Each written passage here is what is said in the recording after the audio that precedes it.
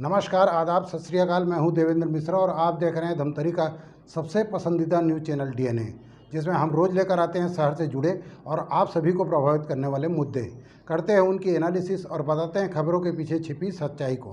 गहराई से परख होती है हर उस घटना की जो खबरों की भीड़ में आम होकर गुम सी हो जाती है।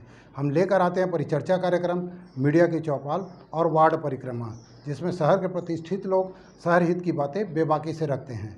बहरहाल, आज हम लेकर आए हैं अपने जिला ब्यूरो की ग्राउंड जीरो से रिपोर्ट। देखिए क्या है आज की ताज़ा तरीन घटना। धमतरी जिले में बुधवार को एनएसयूआई द्वारा छात्र महापंचायत का आयोजन किया गया था।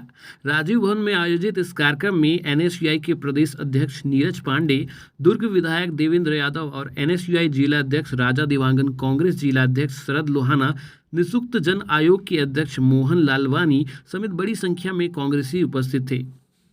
छात्र महापंचायत में बड़ी संख्या में स्कूली छात्र और कॉलेज के स्टूडेंट उपस्थित थे। वहीं मंच के माध्यम से उपस्थित अतिथियों ने छात्र छात्राओं से सीधे संवाद किया। छात्र छात्राओं ने पढ़ाई के साथ साथ छात्र जीवन में होने वाली समस्याओं संबंधी सवाल भी पूछे। इस दौरान मंच में मौजूद अतिथियों ने सवालों का बखूबी जवाब दिया। एनएसयूआई द्वारा आयोजित इस छात्र महापंचायत में सरकार के द्वारा छात्र हितों के लिए किए गए महत्वपूर्ण निर्णयों के बारे में जानकारी दी गई तथा छात्र छात्राओं से मिलकर उनकी मूलभूत समस्याओं को जाना गया। उसके निराकरण हेतु आवश्यक पहल करने की बात कही गई। स्कूल खोले जा रहे हैं, तो मेरा सवाल ये है कि दोनों स्कूल में आखिर अंतर क्या है और यदि अंतर है तो ये अंतर क्यों किया गया है।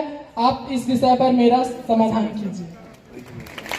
बहुत अच्छा सवाल है आपका। देखिए ऐसा है, उसमें जो डिफरेंस है मैं आपको समझाने की कोशिश करता हूँ। जैसे suppose x number of school है पूरे प्रदेश भर में, और वो एक्स नंबर ऑफ स्कूल्स में जो हम उच्चतर व्यवस्था दे सकते हैं, पिछले कई वर्षों से उस पर बारीकी से ध्यान नहीं दिया गया। सपोज अभी क्या किया जा रहा है, हम लोग फोकस करके कुछ कुछ स्कूल्स को मॉडल स्कूल बनाने की कोशिश कर रहे हैं। उन मॉडल स्कूल में हम कोशिश कर रहे हैं कि जितने प्राइवेट स्कूल हैं उससे बेहतर व्यवस्था दे, इंग्लिश मीडियम में भी दें और हिंदी मीडियम में भी दें, ताकि जो हमारे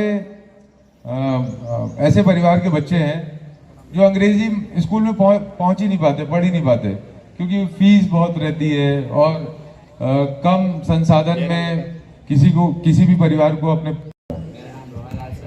रोहन जी, आप कौन से सब्जेक्ट में हैं? Sir commerce. कॉमर्स, वाह, बताइए। सर अभी जो 12वीं की बोर्ड परीक्षा होने वाली है, उसकी तैयारी हम कैसे कर सकते हैं, उसका निर्देश मतलब दिशा दिखाने की कोशिश ज़्यादा। देखिए ऐसा है कि तैयारी है ना, प्रिपरेशन मेरिटोरियस आना चाहते हैं, 90% लाना चाहते हैं, तो वो आपका पीछे का समय आपने कैसा बिताया उसके ऊपर निर्भर करता है। अगर आपने पिछले 11th में आपका बेस क्लियर है, 12th में आपने स्टार्टिंग सेशन से ही आपने जिम्मेदारी से पढ़ाई की है, तो वो स्पीड अभी आपकी बन जाएगी। अब लेकिन आप केवल ये चाहते हैं कि ये क्लास निकल जाए, तो उसके लिए अलग परिस्थिति रहती है। लेकिन मेरा ये मानना है, देखो पढ़ाई पे क्या करना पड़ता है, तो बाकी दुनिया से अपने दिमाग को अलग करना पड़ेगा। मोबाइल रखते हो, उसका इस्तेमाल कम करो। बहुत से काम किए और लगा उसमें मजा नहीं है आपको, तो आप अपना रास्ता कैसे चुने और पता कैसे लगा कि वही आपका रास्ता है, और हम सब कैसे जान सकते हैं कि हमें वही हमारा रास्ता है और हमें आगे बढ़ना चाहिए उसमें, तो कैसे हो सकते हैं? देखिए आप ही जान पाओगे उस बात को। कारण क्या है, आपका जिस काम करने में इंटरेस्ट आता है, जिस काम को करने में आपको थकान नहीं लगती, जिस काम को करने में आपका मन में खुशी आती है, वही आपका इंटरेस्ट का काम है। ये आप समझिए। जैसे आपको अगर एक कमरे में समझ लीजिए टेलीकॉलिंग में लगा दिया जाए, आप सुबह 10 बजे से रात के 10 बजे तक टेलीकॉलिंग में फोन में बात करते हैं लोगों से, और आप या समझ लीजिए सुबह 10 बजे से 3 बजे तक 5 घंटे ही बात करते हैं लोगों से टेलीकॉलिंग में, और आप बड़ा थक जाते हैं। आपका मन नहीं लगता कि यार क्या कर रहा हूँ यार, ये करने के लिए थोड़े ना आया था मैं। कुछ करने जाते हैं तो कुछ और हो जाता है। होता है कि नहीं होता है? नहीं होता है तो बड़ी अच्छी बात है। लेकिन जब हम रात में घर पहुंचे, कभी घर वालों से थोड़ी डांट पड़ी कि पढ़ाई कैसी होगी, कैसा होगा, या खुद कभी अपने आप से बात किए कि नहीं मुझे तो कुछ करना है, अच्छा करना है, बड़ा करना है मुझे। ये बड़ा यार आपका अनकंफर्टेबल है, थोड़ा और आगे आ सकता है क्या? नहीं आ सकता, चलो मैं इधर आ जाता हूँ। हाँ बैठ जाओ बैठ जाओ। तो ये अपने आप से हम लोग बात करते हैं कि ये तो मैं करके रहूंगा या ये तो मैं करके रहूंगी, ठीक है। शायद कभी जैसे जो अपना बेस्ट फ्रेंड, बहुत दिन से राजा भाई चाहते थे कि यहाँ पे छात्र महापंचायत का प्रोग्राम हो और उस कार्यक्रम में हम लोग आएँ और छात्रों से संवाद हो पाए। हम लोग जहाँ भी जाते हैं वहाँ पे केवल एक तरफा संवाद हो पाता है, क्योंकि केवल भाषण ही देते रहते हैं नेता, तो हमारे भाई बहनों से संवाद नहीं हो पाता। तो एक बहुत ही अच्छा कार्यक्रम राजा भाई ने आयोजित किया है, उसके लिए मैं राजा भाई को बहुत आभार व्यक्त करता हूँ। जोरदार तालियों से आप उनका स्वागत करें। मैं आप लोगों से संवाद करने के लिए इसलिए आया हूँ कि पिछले कई सालों से NSUI में संवाद की बात होती थी, छात्रों से संवाद की बात होती थी, लेकिन संवाद हो नहीं पाता। आज आप भी सामने हैं, हम लोग भी सामने हैं। आप अपनी बातों को हमारे सामने रखें, आपकी जो समस्याएं हैं या आपके मन में जो जिज्ञासा है। अभी हमारे बहुत ही आदरणीय बड़े भाई, युवाओं के प्रेरणा स्रोत, हम सबके मार्गदर्शक आदरणीय देवेंद्र यादव जी भी यहाँ पर आए हुए थे। उनसे लगातार हम लोगों को प्रेरणा मिलती है। इतनी कम उम्र में वो छात्र राजनीति से डायरेक्ट महापौर जैसे जनप्रतिनिधि के पद पर गए, उसके बाद विधायक बने, अभी राजीव युवा मितान क्लब के प्रदेश के समन्वयक हैं। तो ऐसे लोगों से जो डायरेक्ट छात्र राजनीति से जनप्रतिनिधि बन जाते हैं, ऐसे लोगों से हम सभी छात्र नेताओं को बहुत प्रेरणा मिलती है। हम लोग NSUI के जो साथी हैं, बहुत सारे लोग होंगे जो NSUI के बारे में नहीं जानते होंगे।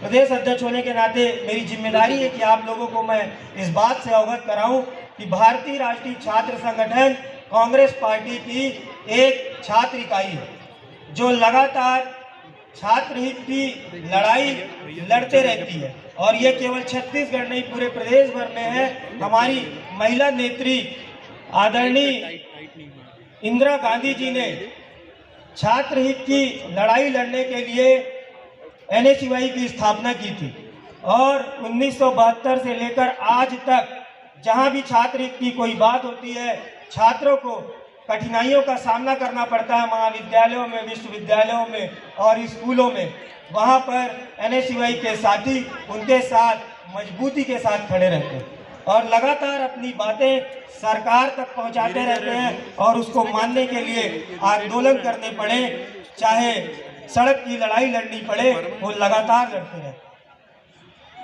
मैं आपको बताना चाहता हूं कि हम सभी लोग, चाहे मैं हूं या मंच पर बैठे जो छात्र नेता हैं, वो सभी लोग कभी आपके जैसे ही स्कूल में और कॉलेज में पढ़ने वाले स्टूडेंट थे, और हम लोग उसी समय से भारतीय राष्ट्रीय छात्र संगठन से NSUI से जुड़े।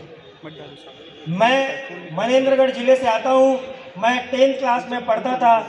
मैं आपको बताना चाहता हूं कि हम लोग स्कूल में, हमारे फिजिक्स और केमिस्ट्री के टीचर नहीं थे 3 महीने से, तो हम लोग उसके लिए लगातार कॉलेज प्रशासन को, स्कूल प्रशासन से मांग कर रहे थे, उनको ज्ञापन दे रहे थे, लेकिन उसका कोई असर हो नहीं रहा था। हम लोगों ने स्कूल में जो हमारे जूनियर थे, जो 10th क्लास में पढ़ते थे, 9th में पढ़ते थे, सभी लोगों को हम लोगों ने कन्विंस किया कि आने वाले समय में आप लोग भी 11th 12th में आओगे और टीचर नहीं होंगे, उसके बाद बोर्ड एग्ज़ाम है, तो तैयारियां करने में बहुत तकलीफ हो रही थी।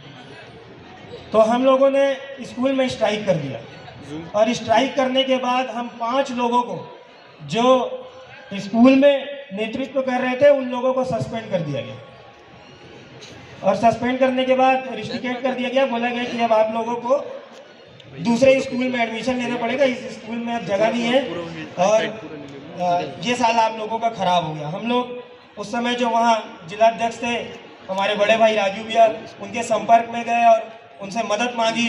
वो सभी लोग आए और वहाँ हम लोगों के रिस्ट्रिकेशन को ख़त्म करने के लिए स्कूल प्रशासन के सामने लगातार 3 दिन धरने पर बैठ गए, और उसके बाद हम लोगों का जो सस्पेंशन था वो ख़त्म हुआ। और उसके बाद मैं वहाँ स्कूल यूनिट का जिला अध्यक्ष बना, फिर ब्लॉक अध्यक्ष बना, और उसके बाद लगातार छात्र हित की लड़ाई में मैं इसी धमतरी के रास्ते से जगदलपुर इंजीनियरिंग कॉलेज में मैं पढ़ता था, और जगदलपुर इंजीनियरिंग कॉलेज में भी हम लोगों ने एडमिशन लिया। और वो जो छात्र हित की जो लड़ाई लड़ने की जो जोश था, जो जज्बा था, वो इंजीनियरिंग कॉलेज में भी ख़त्म नहीं हुआ, और वहाँ भी हम लोगों ने स्ट्राइक किया। वहाँ के प्रिंसिपल ने बोला कि 25 साल से इंजीनियरिंग कॉलेज में मैं प्रोफेसर हूँ, पढ़ा रहा हूँ, और आज तक इंजीनियरिंग कॉलेज में मैंने स्ट्राइक नहीं देखा, वो भी आज देखना पड़ रहा है। और लगातार ये लड़ाइयाँ लड़ते लड़ते हम लोग रायपुर गए, और रायपुर में भी छात्र हित की इस भारतीय जनता पार्टी की सरकार में बड़ी लड़ाइयाँ हम लोगों ने लड़ी। और मुझे ये समझ में आया कि 15 साल की भारतीय जनता पार्टी की सरकार में और माननीय भूपेश बघेल जी की कांग्रेस पार्टी की सरकार में अंतर क्या है। हम लोग अपनी बातों को रखने के लिए, छात्र हित की बातों को मनवाने के लिए लगातार आंदोलन करते थे, लाठियां खाते थे, लेकिन आज हमारी सरकार है, माननीय मुख्यमंत्री भूपेश बघेल जी, उनके द्वारा एनएसयूआई के साथियों को एनएसयूआई से इतना प्रेम है उनका कि एक बार हम लोगों से कोई मांग अगर हम लोग कर दें तो उस मांग को वो सुनते भी हैं, गंभीरता से लेते हैं, और उस मांग को अगर वो जाए तो उसको पूरा दें। और लगातार आपको एक उदाहरण दूंगा, पूरे प्रदेश भर में कोरोना काल चल रहा था, आपके बड़े भाई बहन जो कॉलेजेस में पढ़ते होंगे वो जानते होंगे कि सब लोग ऑनलाइन एग्ज़ाम की मांग कर रहे थे। सभी कॉलेजेस में और यूनिवर्सिटीज़ में ऑनलाइन एग्ज़ाम की बात हुई, और कॉलेज और यूनिवर्सिटी ने नोटिफिकेशन जारी किया कि अब ऑनलाइन एग्ज़ाम नहीं होंगे, ऑफलाइन एग्ज़ाम आप लोगों को देना पड़ेगा। हमारे पास बहुत सारे कॉलेज के साथी आए, आपके धमतरी के भी बहुत सारी साथी राजा भाई के साथ आए, और पूरे प्रदेश भर से लोग आए कि आप एक बार मांग करिए कि इस बार बस ऑनलाइन एग्जाम होना चाहिए। हम लोग माननीय मुख्यमंत्री जी के पास गए और उनको बताई समस्याएं कि लगातार ऑनलाइन क्लासेस चली हैं, तो एग्जाम इस बार लास्ट बार ऑनलाइन करा दीजिए माननीय मुख्यमंत्री जी। उन्होंने तत्काल हमारी मांग को माना, और पूरे प्रदेश भर में एक बड़ी जीत एनएसयूआई की हुई, हम लोगों ने ऑनलाइन एग्जाम कराया।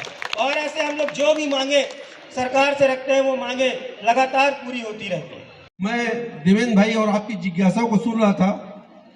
हम लोग तो उस जमाने के छात्र रहे हैं जब स्लेट पट्टी और बोर्ड में पढ़े हुए हैं और बेंच से मार खाए हुए हैं। अब वो समय गया, अब कंप्यूटर का, लैपटॉप का, मोबाइल का ज़माना आ गया है। नई नई आधुनिक चीज़ें आपको सीखने और पढ़ने को मिल रही हैं। एक ही चीज़ उनकी बातों से, आपकी जिज्ञासा से मुझे ऐसा लगा कि जो चीज़ आप ठान लो, ऐसा वो हो नहीं सकता कि आप कर नहीं पाए। बस आपके संकल्प की, आपकी सोच शक्ति की आवश्यकता है। अगर आप सोच लें मुझे ये काम करना है, तो निश्चित रूप से वो काम आपके मन मुताबिक पूरा होगा। मैं ज़्यादा समय आपका नहीं लूँगा। बहुत बड़ी संख्या में आप लोग कुछ सीखने, कुछ समझने, अपने प्रश्नों से जिज्ञासा को दूर करने के लिए यहाँ उपस्थित हुए हैं। निश्चित रूप से उसका रास्ता, ये आज की ये महासभा, छात्र महासभा आपको रास्ता दिखाएगा। आपके उज्जवल भविष्य की कामना करता हूँ। धन्यवाद। जय हिंद, जय छत्तीसगढ़। मेरा नाम सुमन भेंसले है। मैं शासकीय उच्चतर माध्यमिक विद्यालय आमदी से हूँ, और हम यहाँ पे छात्र महापंचायत के कार्यक्रम में उपस्थित हुए हैं। यहाँ हमें आने से बहुत अच्छा अनुभव हुआ, क्योंकि यहाँ एनएसयूआई के सदस्यों के द्वारा हमारी छात्राओं की मांगों को सुना गया, उनका समाधान भी निकालने की पूरी कोशिश की गई, एवं यहाँ सभी ने हमें यह दिलासा दिलाया और हमें यह वादा किया कि हमारी जो भी मांगें हैं उन्हें पूरी की जाएंगी, और हमें अपने आने वाले भविष्य के बारे में हमें मार्गदर्शन दिया, एवं हम संघर्ष के बारे में बताया कि हमें संघर्ष करना चाहिए और छात्राओं को क्या करना चाहिए और क्या नहीं करना चाहिए, जिससे उनके आने वाले भविष्य उनका रोशन हो। उनके द्वारा मार्गदर्शन में उनके बारे में अपना नाम बताएं। मेरा नाम ज्ञानेश्वरी सोनकर है। मैं सीयूसी वर्मा आदर्श उच्चतर माध्यमिक विद्यालय धमतरी से हूँ, और मैं यहाँ आके बहुत कुछ सीखी। जो सर आए थे वो हम लोग को बहुत कुछ बता के गए कि हम लोग अपने पैरों में कैसे खड़ा हो सकते हैं और अपने लाइफ में क्या क्या कर सकते हैं, उसके बारे में बहुत कुछ बताया सर। और जो हम कंप्लेन कर सकते हैं वो किसके पास जाके करें, वो भी हम लोग को मार्गदर्शन मिला, और जो एनएसयूआई है उसके तहत भी हम लोग को बहुत कुछ जानकारी मिला आज। तो मैं सर को बहुत तहे दिल से थैंक यू बोलना चाहती हूँ। देखिए, धमतरी NSUI द्वारा आज छात्र महापंचायत का आयोजन किया गया था, जिसमें स्कूल के और कॉलेजेस के बहुत सारे हजारों की संख्या में छात्र छात्राओं ने भाग लिया। छात्र महापंचायत का मुख्य उद्देश्य है कि सरकार की जो योजनाएं हैं, जो लगातार छात्रों के लिए और युवाओं के लिए सरकार द्वारा, माननीय मुख्यमंत्री भूपेश बघेल जी द्वारा लगातार बड़े फैसले लिए जा रहे हैं, उससे NSUI एक माध्यम बनकर छात्रों तक पहुंचाने का काम कर रही है। और दूसरी की जो छात्रों की जो समस्याएं हैं, जो उनको स्कूल और कॉलेजेस में प्रवेश परीक्षा परिणाम को लेकर जो जूझनी पड़ती है, उसको लेकर भी हम उन समस्याओं को जान रहे हैं और कांग्रेस अपनी सरकार से उन मांगों को ज्यादा से ज्यादा जो जायज मांगे उनको पूरा कराने का काम NSUI करेगी। आज हमारे NSUI के द्वारा जिला स्तरीय छात्र महापंचायत का आयोजन किया गया, जिसका उद्देश्य था कि छात्र छात्राओं को एक ऐसा मंच दे जिसमें वहाँ के अपनी समस्या को, सुझाव को, थोड़ा एंटरटेनमेंट भी हो जाए। बहुत खूब सारी बातें हुई, ऐसा हमारा उद्देश्य था। और जिले भर के हर कोने से, हर स्कूल, हर हॉस्टल, हर महाविद्यालय, कोचिंग संस्थान से छात्र छात्राओं ने बढ़ चढ़कर हिस्सा लिया। लगभग कितने स्कूल के बच्चे आए? लगभग यहाँ 35 से 40 स्कूल के और 10-12 महाविद्यालय, ITI के और कोचिंग संस्थानों के बहुत से स्टूडेंट लगभग 3000 से 4000 की संख्या में उपस्थित हुए। बहुत सारी जिज्ञासा नहीं होती है, जैसे छात्र संघ चुनाव क्या होता है, पार्टी क्या होता है, उस संबंध में क्या बताया गया? अब जैसे कुछ छात्र छात्राओं ने हमारे प्रदेश अध्यक्ष जिस छात्र संवाद के द्वारा जो 2 साल का कोविड हुआ और छात्र संघ चुनाव बंद है, तो उस विषय में उन्होंने सवाल किया, तो पांडे जी ने, हमारे प्रदेश अध्यक्ष जी ने इनका जवाब छात्र छात्राओं को बहुत अच्छे तरीके से दिया। बहुत सारी समस्याएं भी छात्राओं ने गिनाई, इस पर आप क्या अमल करेंगे? जिस हिसाब से हम लोग जो सदस्यता अभियान किए थे जिले में, लगभग 11-12 हज़ार सदस्यता अभियान किए थे, उसके तहत ही हम सभी स्कूल, कॉलेज, महाविद्यालय के छात्र छात्राओं को बुलाए थे। उस टाइम भी हमको ये प्रॉब्लम बताया, तो उसके लिए हमने लेटर बनाया हुआ था और आज प्रदेश अध्यक्ष जी को दिए। और हो सकता है जो कलेक्टर स्तर का कलेक्टर स्तर, जो मंत्री स्तर का मंत्री स्तर से प्रदेश अध्यक्ष जी के साथ हम लोग जाकर समस्या का समाधान का प्रयास करेंगे। तो ये था शहर में घटने वाली खबरों का सार। हम लेकर आते रहेंगे अलहदा तरीके से हर उस घटना को और एनालिसिस करते रहेंगे खबरों की। आप बने रहिए हमारे साथ DNA न्यूज़ पर। हमें उम्मीद है कि आपकी विश्वास की कसौटी पर हम सदा खरा उतरेंगे। ये आपका अपना चैनल है। जय हिंद, जय छत्तीसगढ़, जय धमतरी।